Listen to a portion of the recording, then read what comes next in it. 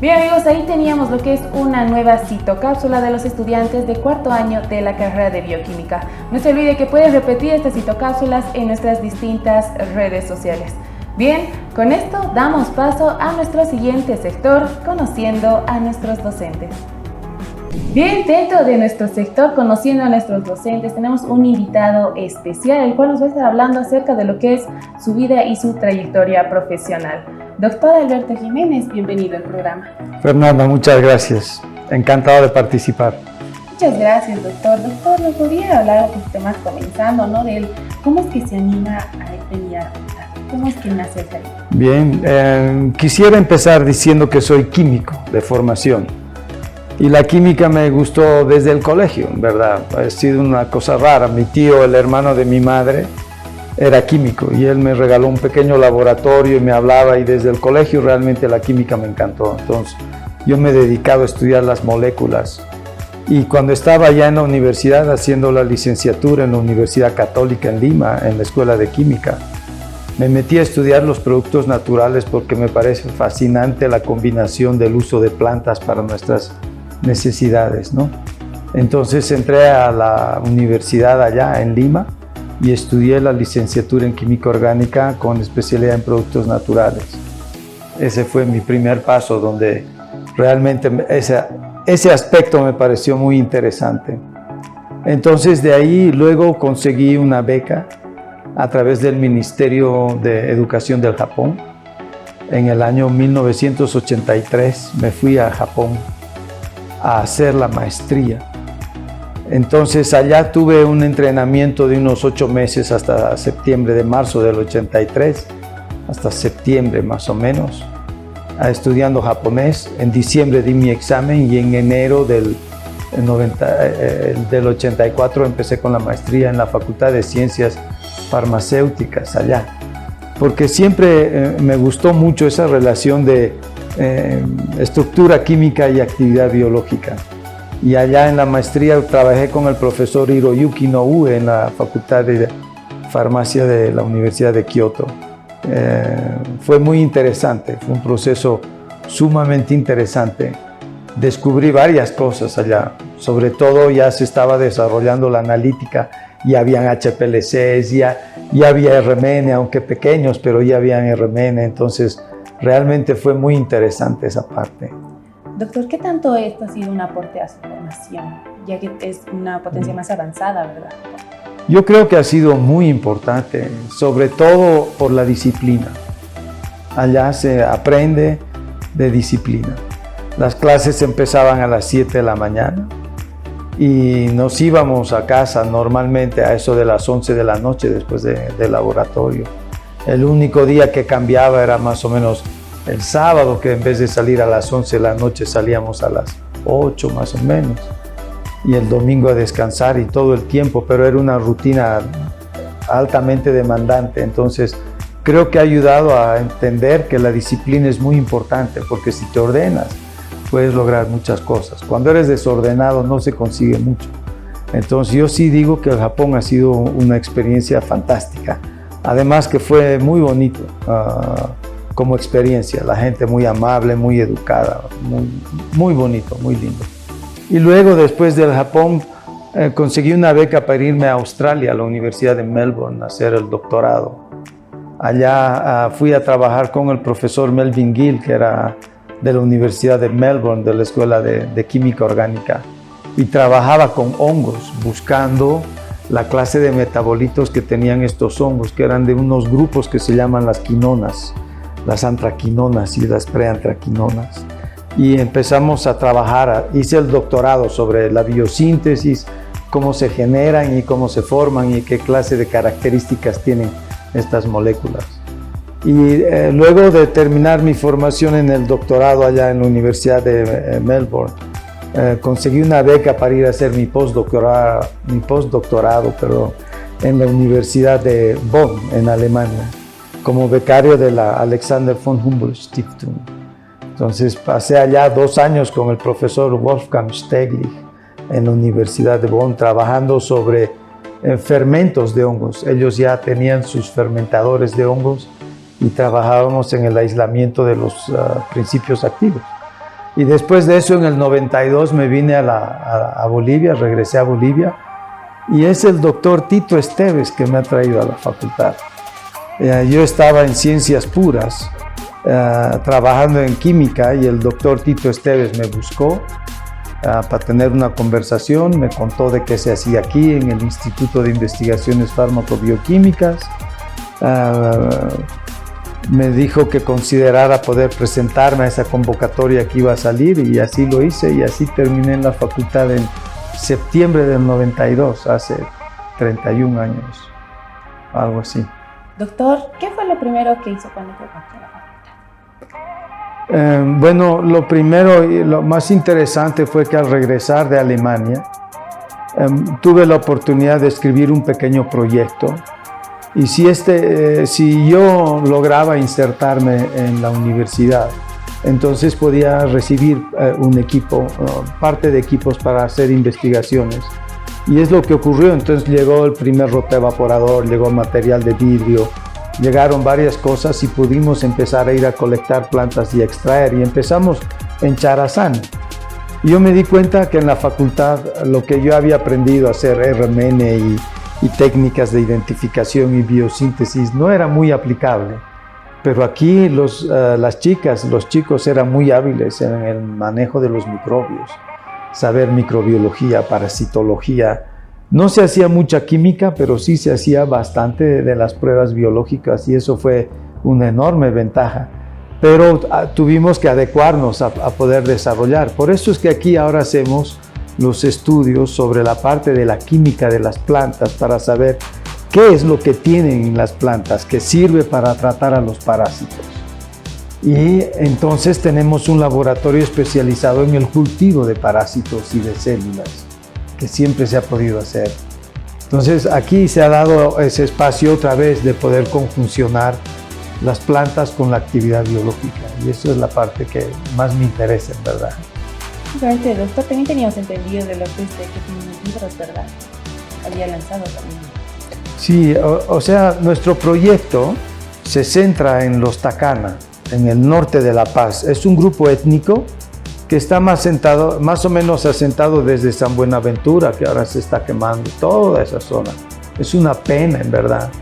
Toda esa parte, luego viene Buenavista, luego viene el azucarero de EASBA, la empresa azucarera, y luego más hacia el norte está Tumupasa, y nosotros a unos 50 kilómetros o más de San Buenaventura está Tumupasa, y nosotros trabajamos con el Consejo Indígena del Pueblo Tacana y con el Consejo Indígena de Mujeres Tacana, el CITA y el CINTA. Tenemos un convenio para rescate de conocimientos tradicionales. Nosotros entendemos que las personas jóvenes ahora tienen otros intereses muy diferentes que hace algún tiempo atrás. El mundo nos ha cambiado completamente. Ahora muchos de nuestros amigos pueden estar lejos, pero están cerca, porque a una llamada Zoom o a un WhatsApp y ahí puedes estar, ¿no es verdad? Entonces ahora todos tenemos una visión más global, nos gustaría hacer de otra manera, y eso incluye a toda la gente en la Amazonía también, porque es parte del desarrollo y del bienestar. Entonces creemos que es muy importante poder documentar ese conocimiento antes de que se pierda. Se van muriendo las personas mayores y luego los jóvenes ya no saben qué hacía el abuelo o ya no conocen las plantas. Entonces ese trabajo estamos haciendo, y al mismo tiempo entonces traemos las plantas aquí, las llevamos al herbario. En el herbario se define qué es, cómo se llaman, y finalmente entonces podemos buscar en las bases de datos cuánto se conoce sobre esas plantas, si se usan en otros lados, si ya se han estudiado o si no tienen estudios, y así podemos ir seleccionando la clase de estudios que vamos a desarrollar con los estudiantes de la facultad. Cuando vengan al instituto a hacer su internado rotatorio o quieran hacer su maestría, y por qué no la maestría en ciencias biológicas y biomédicas, que la llevamos en la facultad, y por qué no el doctorado. Ahora ya se ha aprobado el doctorado en biociencias y esperamos poder ser parte de ese programa. Doctor, entonces, bueno, recapitulando un poquito, nos mencionaba que todo se enfoca en la tacana, ¿verdad? Sí, por ahora, sí. ¿Cómo teniendo bastante diversidad en lo que es en Bolivia, cómo es que llega a Tacana? Sí, antes de irme al Japón en el 82, mi hermana Patricia está casada con un francés, Jacques se llama. Y en esas épocas él tenía, o con otros amigos, tenían unos tours que hacían a la montaña o a la Amazonía. Y entonces él me ofreció ir a la Amazonía en un tour de 3 semanas a comer lo que podíamos pescar y a comer lo que podíamos cazar y a vivir en la Amazonía. Y fue en un lugar donde estaban los Takana, por eso llegué a conocer a los Takana. Había una plantación de vainilla, íbamos a fertilizar las flores de la vainilla para que den la vainilla y luego más tarde se cosechaba. Entonces era un lugar donde había una producción y era con los Takana. Así conocí a ellos. Y luego cuando regresé, después de ese periplo de ir por aquí, por allá y volví a la facultad, cuando hubo la posibilidad de empezar a hacer un trabajo sobre plantas medicinales, habían muchos trabajos ya hechos sobre los Callahuaya y sobre otros grupos étnicos más, como los Quechua, por ejemplo. Pero no había nada sobre grupos pequeños de la Amazonía. No se había hecho casi nada. De los que más se conocía era de los Takana, luego de los mojeños y algunos otros en Santa Cruz, la Chiquitanía y eso. Pero, por ejemplo, los Takana, según el último censo del 2012, representan el 0,04% de la población boliviana. Eso es prácticamente cero. Sin embargo, ellos conocen muy bien su medio ambiente, manejan las plantas, tienen un conocimiento muy extenso de toda esa zona y creemos que vale la pena trabajar con ellos. Y ellos han sido siempre muy buenos con nosotros. De hecho, el don Rogelio Chuqui, fundador de la comunidad de Santa Rosa de Maravilla, ha sido declarado doctor honoris causa en la universidad en el 2010, porque él nos ha enseñado el uso de la evanta. Y luego la evanta es una planta antiparasitaria que se usa en el tratamiento de la leishmania y se ha visto que funciona. Y la leishmaniasis es una enfermedad que te puede tomar la piel o la nariz, te puede comer la nariz, los cartílagos. Y la gente sufre porque el tratamiento es a base a metales pesados y a tratamientos muy tóxicos. Pero, por ejemplo, la evanta no es tóxica y funciona. Entonces, nosotros estamos seguros que en la Amazonía vamos a poder encontrar soluciones alternativas si la vamos conociendo y si la vamos cuidando. Eso es lo que nos gustaría aportar con información para preservarla, no para destruirla. Justamente, doctor. Entonces, en todo el trayecto, en todos los conocimientos que se han recapitulado de lo que es los Takana, ¿cuál es la planta que ha causado mayor impacto en su estudio? En verdad, tenemos que decir que ha sido la evanta, la Galipea longiflora. Es una historia muy interesante esa plantita, porque los Takana la usan como fortalecedor, para fortalecer a los bebés, o sea, quiere decir que no es tóxica. Y se usa además para fortalecer a los mayores. Se usa para la espundia, se usa para, que es la leishmaniasis, se usa para los parásitos intestinales. Es una planta fantástica. El problema con esta planta es que no es muy abundante, no está en todo lado y la podemos depredar completamente. Y de repente es un árbol que mide 9 metros, pero toma 20 años en llegar a este tamaño para que pueda servir para 3 personas. Entonces podemos acabar con el monte rapidito si queremos hacer algo. Por eso nosotros creemos que es muy importante buscar más alternativas. Entonces ahora, por ejemplo, ya tenemos una segunda planta muy interesante que se llama Kawara, también utilizada por los Takanas, la Tesaria integrifolia, y es mucho más abundante, crece en todos los bancos de los ríos, en los arenales, y se usa solo la hoja. En cambio de la evanta se usa la corteza. Entonces cuando tú vas a sacar la corteza de un árbol, lo mejor que puedes hacer si realmente quieres aprovecharlo bien es tumbarlo y pelar absolutamente todo, o sea que eliminas a la especie. En cambio con la caguara no, porque vas sacando las hojas y el arbusto queda y se puede seguir regenerando y es mucho más abundante. Entonces ya hemos conseguido ahora esa planta y estamos pensando en poder desarrollarla para demostrar que hay alternativas en la Amazonía. Doctor, ¿y cuál es la aplicación que se le da a la caguara? La caguara, los tacanas lo utilizan para picaduras de raya de río cuando están pescando, o para la espundia, que es la lesmania, cuando te pican los mosquitos y te da lesmania. Ellos hacen secar las hojas y se aplican como cataplasma en la herida. Entonces nosotros hemos empezado a colectar la planta, que no daba muy buenos resultados al inicio porque hacíamos extracciones en etanol y no era el mejor medio. Pero ahora contamos con un extractor de fluido supercrítico de CO2 que llamamos de química verde para no usar solventes halogenados, y entonces usamos el CO2 y que se comporta como la piel, saca cosas del pH de la piel y hemos sido capaces de aislar bastante selectivamente los principios activos de la caguara. Ya sabemos que es una mezcla de flavonoides y sesquiterpenos, y ya conocemos un poco más en detalle de por qué y cómo podría funcionar. Entonces estamos yendo hacia adelante, es un trabajo muy bonito. Pero también me gustaría aprovechar de la oportunidad para comentarte, Fernanda, y a todos los estudiantes, que en el instituto, en la facultad, si podemos adelantar en las investigaciones es gracias a los estudiantes.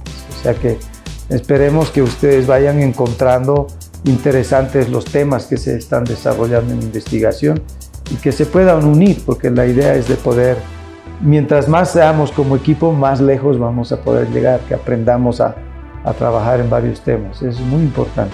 Justamente, doctor. Doctor, entonces, ¿cuál sería el impulso que podría dar? Algunos consejos, por ejemplo, ¿no? Ya que usted menciona que ha sido becado y, bueno, gracias a eso ha llegado a ampliar aún más, ¿no?, su conocimiento. ¿Algún consejo que pueda dar a los estudiantes o a todas las personas que nos están viendo? Ciertamente. Lo primero, si no hablan inglés, si no tienen ninguna clase de certificación en inglés, no van a hacer nada. Eso es así. Entonces, desde estudiantes en la universidad, tienen que abordar el tema de inglés. Porque si quieren ir a estudiar a otros países que tienen tecnología de punta, van a tener que hablar un idioma que no va a ser el castellano. Y el idioma es el inglés. Luego pueden terminar en Alemania o en Rusia o en Inglaterra o en el Japón o en Australia, pero ustedes van a necesitar siempre el inglés. Creo que eso es muy importante, no lo dejen de lado. Segundo, en la Facultad de Ciencias Farmacéuticas y Bioquímicas, específicamente en el Instituto de Investigaciones Fármaco-Bioquímicas, hay temas muy diversos de investigación que son muy interesantes. La parte de las farmacopeas tradicionales, como comentaba, que requiere del desarrollo de prácticas en química orgánica en laboratorio, requiere también de habilidades de cultivos celulares, por lo tanto requiere de bioquímicos y de farmacéuticos. Y hay así varios de esos temas, hay así varios de esos temas que se pueden ir desarrollando. En biodiversidad microbiana está la doctora Álvarez y la doctora Carla Crespo, que están haciendo cosas muy interesantes con el uso y el aprovechamiento de la biodiversidad microbiana, inclusive hasta para la producción de alimentos y otros temas. O sea que desde la Facultad de Farmacia y Bioquímica estamos aprendiendo a cruzar y a aportar en ramas muy diferentes. No solamente el laboratorio de diagnóstico clínico, sino muchos otros aspectos muy importantes como los alimentos, la energía, la cosmética, la medicina. Realmente esta facultad tiene un nicho muy interesante para los estudiantes. Ojalá que quieran aprovechar. Justamente, doctor, muchísimas gracias. Encantado, por venir a al usted. programa. Esperamos tenerlo también más adelante, ¿no? Gracias, Fernanda, cuando guste. Gracias. Y amigos, eso fue lo que es Conociendo a nuestros docentes. Nos damos una pausa y continuamos con más de Biopar TV.